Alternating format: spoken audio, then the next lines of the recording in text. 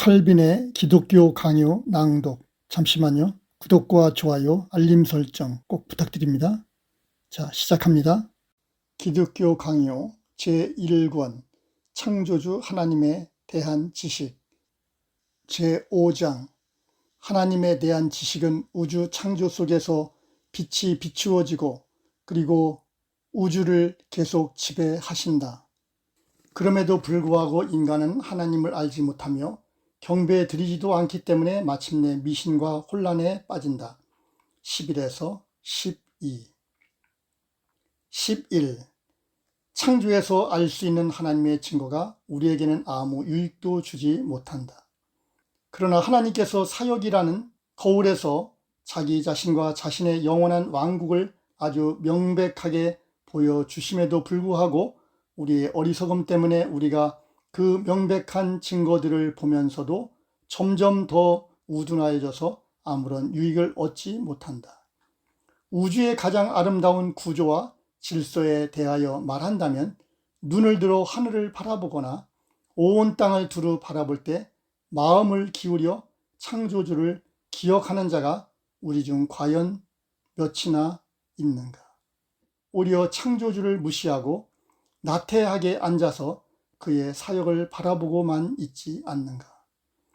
사실 자연의 통상적인 과정 밖에서 매일같이 발생하는 그 사건들에 대하여 말하자면 인간이 하나님의 섭리로 지배를 받는다는 것보다는 오히려 맹목적이며 무분별한 운명에 의하여 회전된다고 말하지 않는 사람이 과연 우리 중에 얼마나 되겠는가? 우리는 때때로 이러한 것들의 안내와 지도에 따라 하나님을 생각하지 않을 수 없게 된다. 물론 이것은 모든 사람이 필연적으로 경험하는 것이다. 그러나 우리는 어떤 신성에 대한 개념을 경솔히 파악하고 즉시 자신의 육적인 망상과 광란에 빠져들어가서 마침내는 공허한 것으로 하나님의 순수한 진리를 부패하게 만든다. 우리는 어떤 점에서 서로 동일하지 않는 데가 있다. 왜냐하면 우리 각자는 자신의 특수한 오류를 만들어내기 때문이다.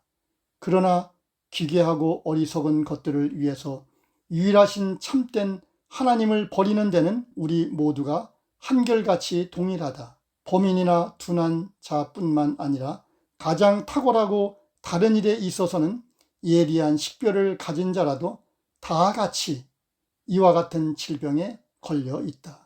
이 점에 대하여 모든 철학자가 얼마나 그들의 우둔함과 어리석음을 여실하게 드러내었던가.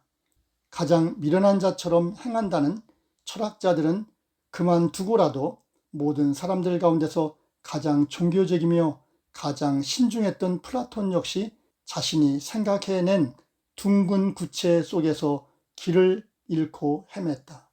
사람들에게 길을 비추어 주는 것을 그 임무로 하는 지도적인 인물도 이렇게 방황하고 비틀거리고 있는데 하물며 다른 사람들이야 그런 잘못에 빠지지 않을 수 있겠는가? 마찬가지로 인간사의 통치가 너무도 명백하게 섭리를 증거해 주기 때문에 우리는 그것을 부정할 수 없다. 그러나 우리는 이것을 보고도 아무런 유익을 얻지 못하고 오히려 만사가 생각 없는 운명의 의지에 의하여 뒤죽박죽 혼란에 빠지게 되어 있다고 믿고 있는 것이다.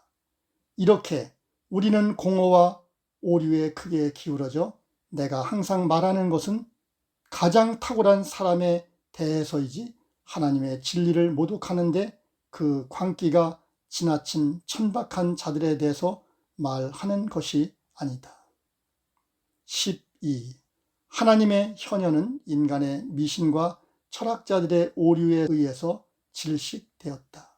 온 세상을 채우고 뒤덮은 그 무한한 더러운 오류의 진창이 바로 여기서 나온다. 왜냐하면 각자의 마음은 미궁과 같아서 민족마다 여러 가지 허위에 각각 끌려갔다는 것은 조금도 이상할 것이 없기 때문이다. 오직 이것뿐만 아니라 거의 각 사람마다 자신의 신을 소유하고 있다. 그것은 경솔함과 천박함이 무지와 흑암으로 더불어 결합되어 하나님 대신 자신을 위해서 우상과 환상을 만들어내지 않는 사람이 거의 하나도 없기 때문이다. 분명히 거대하고 풍부한 샘에서 물이 분출되어 나오는 것처럼 무진장한 신들이야말로 인간 마음으로부터 나오는 것이니 그들은 각자가 극단적인 방종으로 흘러 하나님에 대해서 이것저것을 고안해냈던 것이다.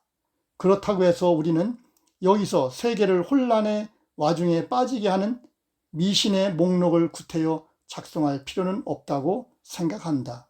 왜냐하면 그런 것은 끝없는 일이기 때문이다. 그리고 인간 정신의 그 맹목이 얼마나 무서운 것인가는 미신에 대하여 아무 말하지 않더라도 많은 부패를 통하여 충분히 알 수 있다. 나는 여기서 미개하고 교양이 없는 천박한 사람들에 대하여는 아무 말도 하지 않으려고 한다. 그러나 이성과 교양으로 하늘나라를 통찰하려고 애쓰는 철학자들이 서로 불일치하니 얼마나 수치스러운 일인가.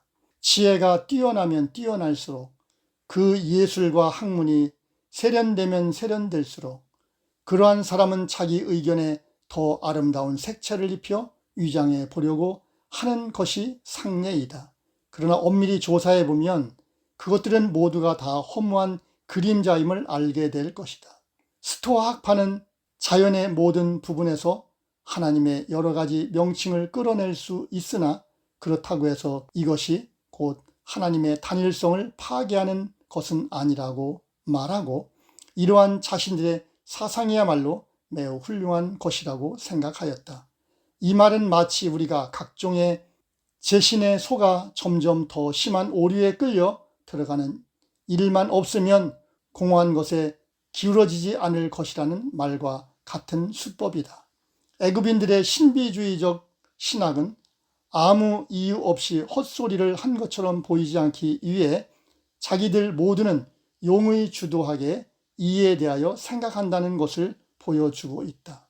그리고 단순하고 부주의한 사람은 그럴듯하게 보이는 것을 처음 볼 때에는 이에 속게 된다. 그러나 인간이 만들어낸 것 치고 종교를 기본적으로 부패하게 하지 않는 것은 하나도 없다. 그리고 이와 같이 극히 혼란한 다양성은 에피큐로스 학파와 그 외 경건을 경멸하는 자들을 대담하게 하여 마침내는 하나님에 대한 모든 관념을 버리도록 하였다. 그들은 가장 현명한 사람들이 서로 반대되는 의견을 가지고 싸우는 것은 의견의 불일치와 심지어는 천박하고 어리석음은 가르침 때문이라고 보고 존재하지도 않는 그런 신을 탐구하기 위해 사람들은 공허하고 어리석게 스스로를 괴롭힌다고 주저없이 추단하였다. 그리고 그들은 이렇게 하고도 아무 형벌 없이 지낼 수 있다고 생각하였다.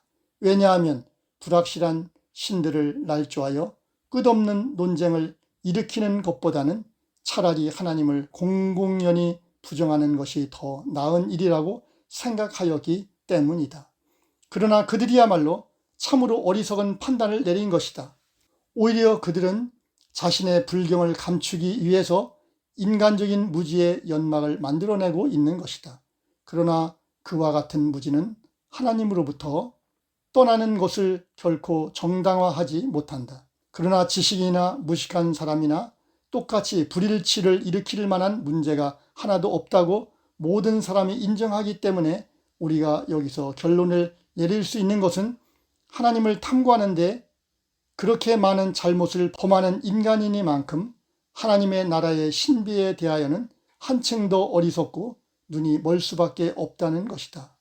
시모니데스는 폭군 히에로에게서 하나님이란 무엇인가를 질문받고 이에 대하여 하루 동안 생각할 수 있는 시간을 달라고 요청하였는데 사람들은 이 답변을 칭찬하였다.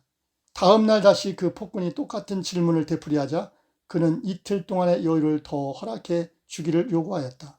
그는 여러 번 날수를 배로 연기하고 나서 마침내는 이렇게 답변하였다.